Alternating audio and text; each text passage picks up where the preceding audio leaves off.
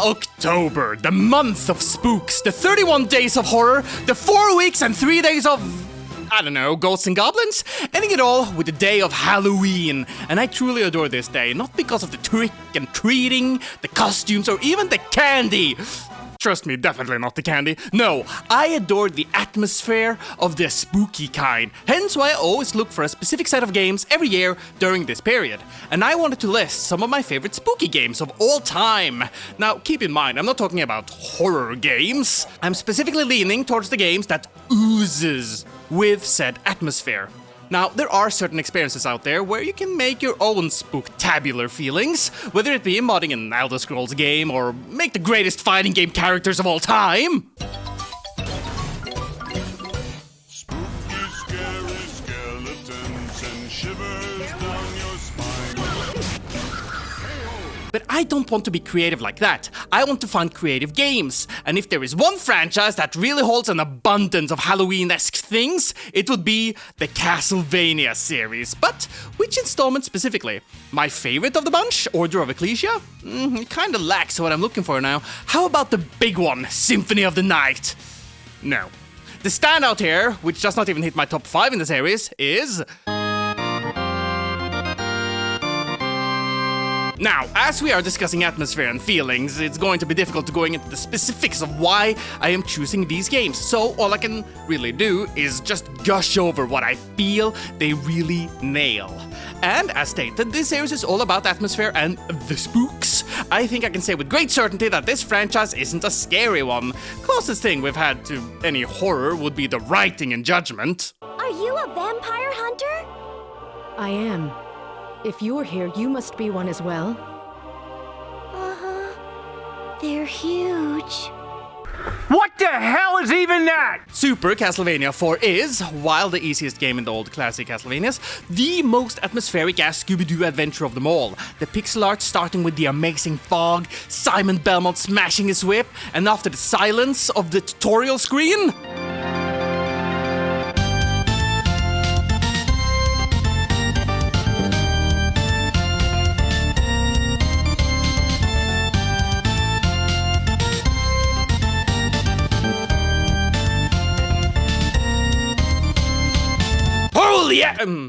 Unholy damn! Is this good? Presentation is on point. Gameplay is simple, platforming goodness. And by goodness is this game short. Which in this regard I will have as a positive. All you do in this game is whipping up classic monsters, and in that simplicity it is my favorite Castlevania.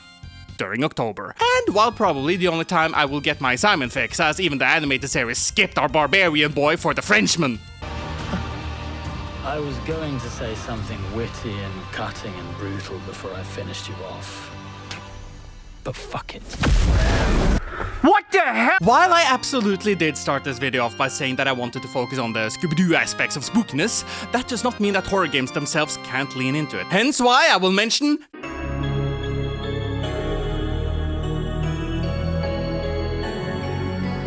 Quite entertainingly, the vast amount of fair fans will claim to high heavens that the sequel, and definitely the third installment, do not live up to the original game at all.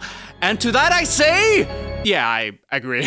Yet Fair 2 is not only my favorite in the franchise, it is also in my top 10 games list, so... wow! The gameplay is not as great as the first one, having everything feel slow and sluggish, with level design that holds the AI back to what it once was lauded for. The presentation has taken a slight hit, no longer boasting the harsh shadows and the amazing audio sound mixing, so, again, wow! 2 reasons, my friends, story and environments. As someone who loves to delve deep into narratives of games, Fear 2 has not only a lot to chew on, it also has a lot of implications and subtext that they can fumble on their own. I have no wish in spoiling anything in this video, even if this is a 14-year-old game, but I find the themes and subjects it tries to handle far more interesting than the first installment. But what adds to the spook factor? There is of course the simple answers with tons of ghosts and brain tomfoolery, Alma being Alma. It's the elementary school level that is the most horror-esque segment of the game, absolutely, but I don't know. It's just one of those games that scratches that itch for me, as I don't particularly like shooters. The only real FPS that holds a place in my heart is 007 Nightfire, and that game doesn't have any horror. Oh god, it's him! Having the focus on ninjas and also first-person shenanigans, another game that holds a place in my heart that I replay every October is...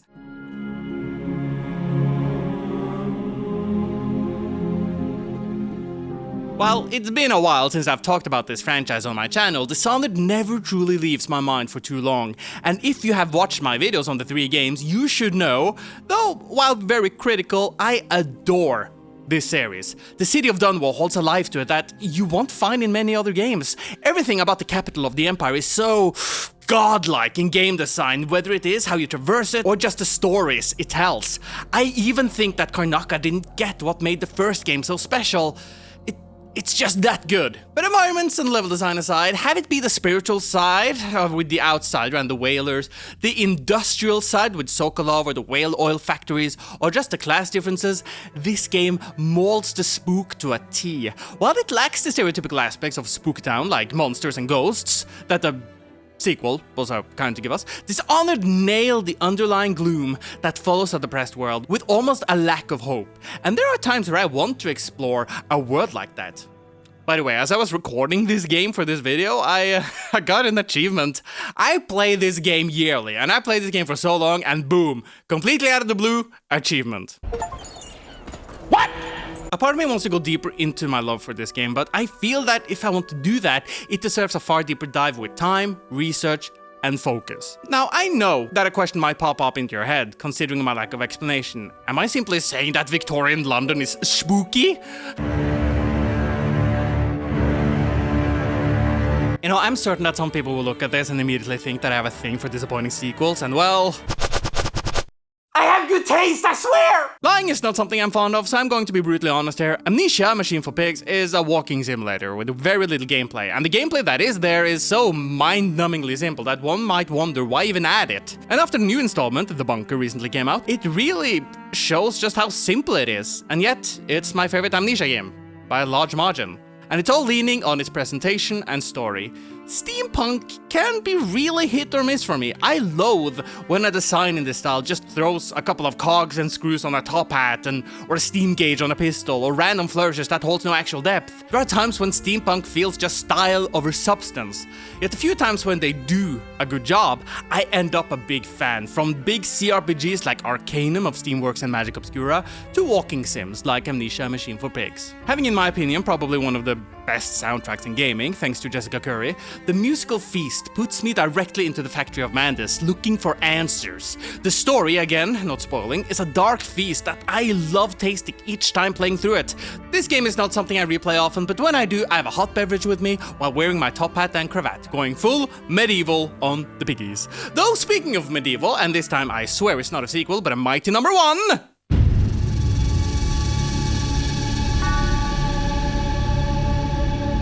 First things first, I have only played the first game of this series, so the infamous Soul Reaver games, I am blind as a bat.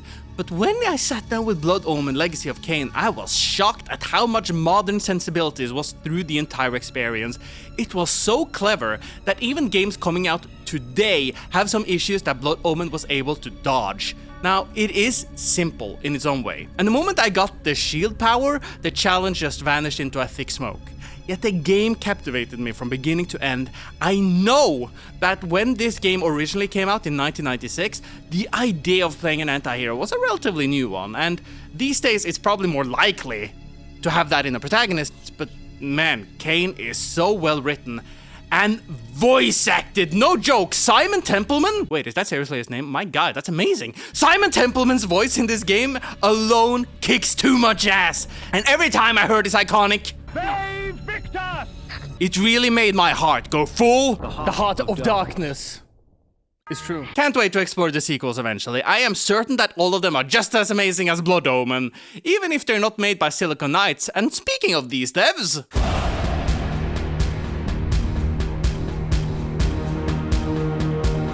Wait, they went directly from making Legacy of Kain to developing Eternal Darkness, Sanity's Requiem? Man, these developers are godlike, holy damn! Their future must have been the brightest ever!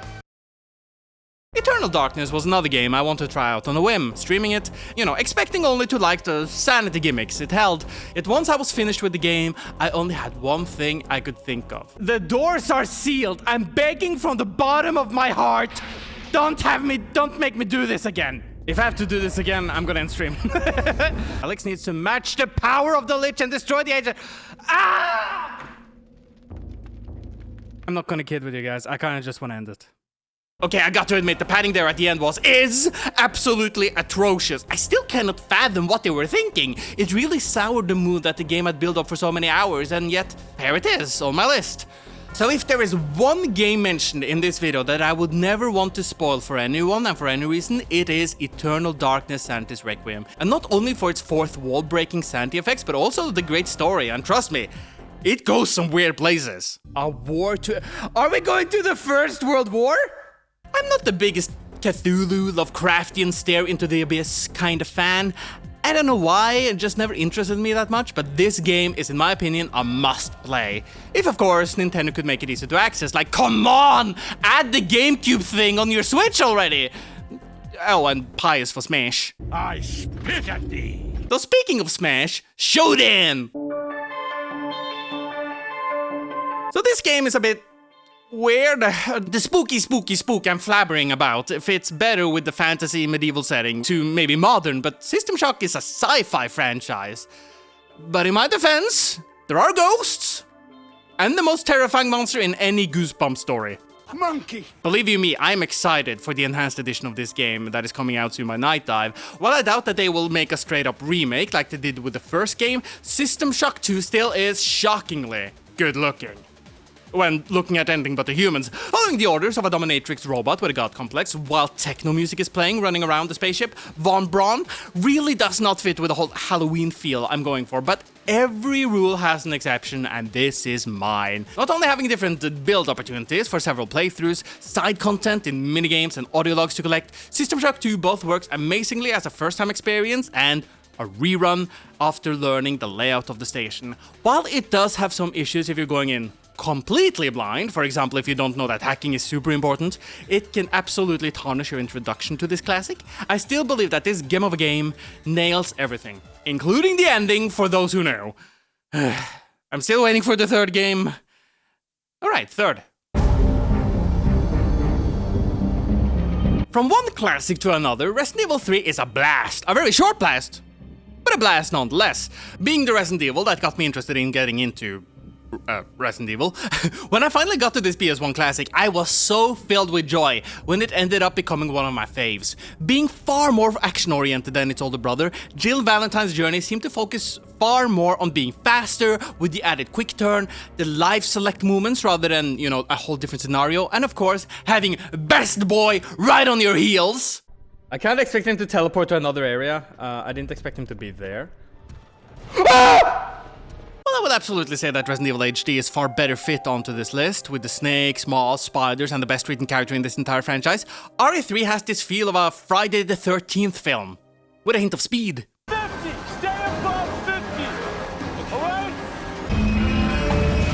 Yeah, all I can really say. Jill's Last Escape is a small piece of pure candy, and while it didn't have the same kind of candy that the remake brought to the table with its fantastic visuals and camera work, the classic is pure in what it tries to accomplish, even with its rushed development. And while it lacks the conspiracies of the Umbrella Company or backstabbing that the older installment did so well, again, Nemesis. Stars. So speaking of big monsters and simple gameplay and speed, Ancient time, the evil mage God, using the power of the rune stones, released a great people upon the land.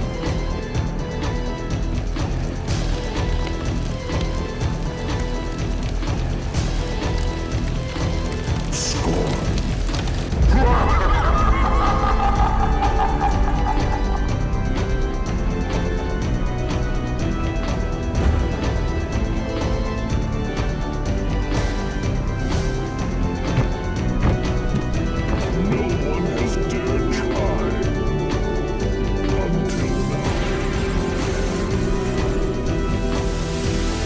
Valkyrie, Jester, Archer, Warrior, Sorceress, Prophet, Dark Legacy.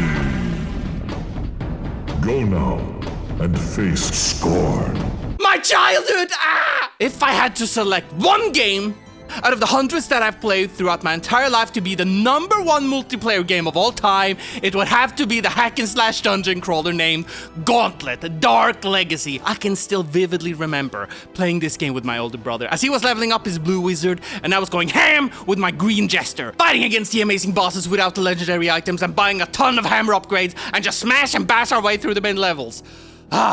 There was a lot as a child I didn't truly appreciate when it came to games, but one thing I always adored with this godlike experience was the soundtrack. I still to this day listen to these amazing bangers. I doubt I need to go too much into why this made my list, as every world fits perfectly into the mold of spooky, scary skeleton. Hell, after having played Medieval, the Forsaken Province just feels like Gallowmere, and even when going through like the Ice Stage or the Desert, which is just purely reminiscent of the Mummy, the Brendan Fraser one, of course.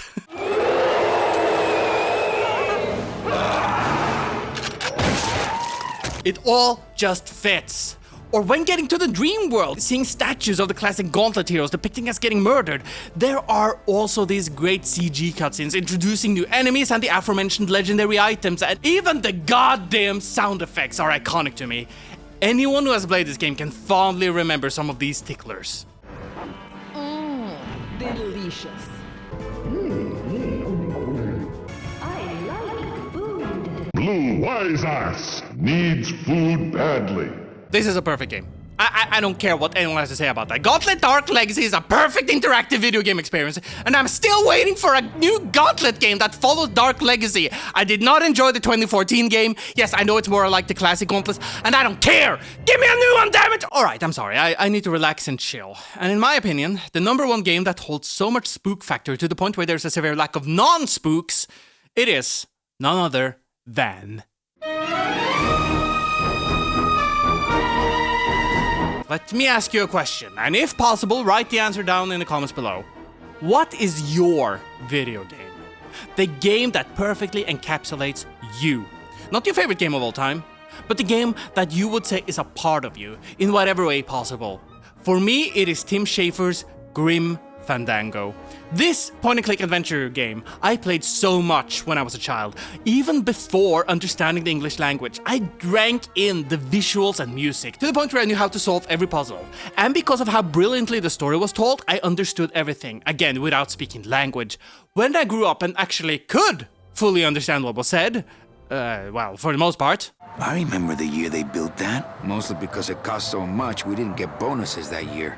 Tacaños. I fell even harder into the land of the dead. The characters, the locales, the soundtrack by Peter McConnell, the designs, the pre-rendered backgrounds, me gusta! Manny Calavera is my favorite video game protagonist of all time, and his chemistry with Mercedes Colomar, I could just watch them talk for hours without getting bored. Did you kill much when you were alive? Very little. The rivalry with Domino, most satisfying conclusion ever. And Gladys? Oh, rusty anchor, going down, down, down. Oh, rusty anchor, guess you gotta hang around.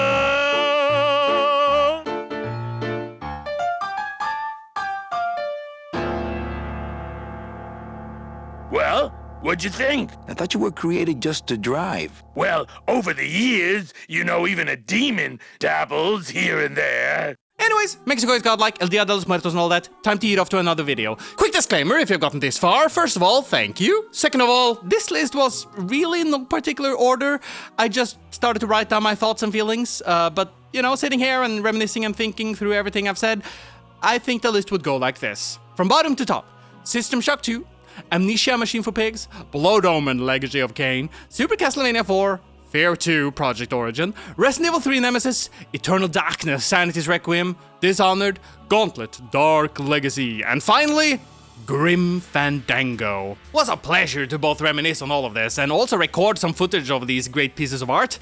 But please, aside from my earlier question, what about you? Do you have a list to go through every October? Are they more horror-focused? Or do you agree with my spooky sensibilities?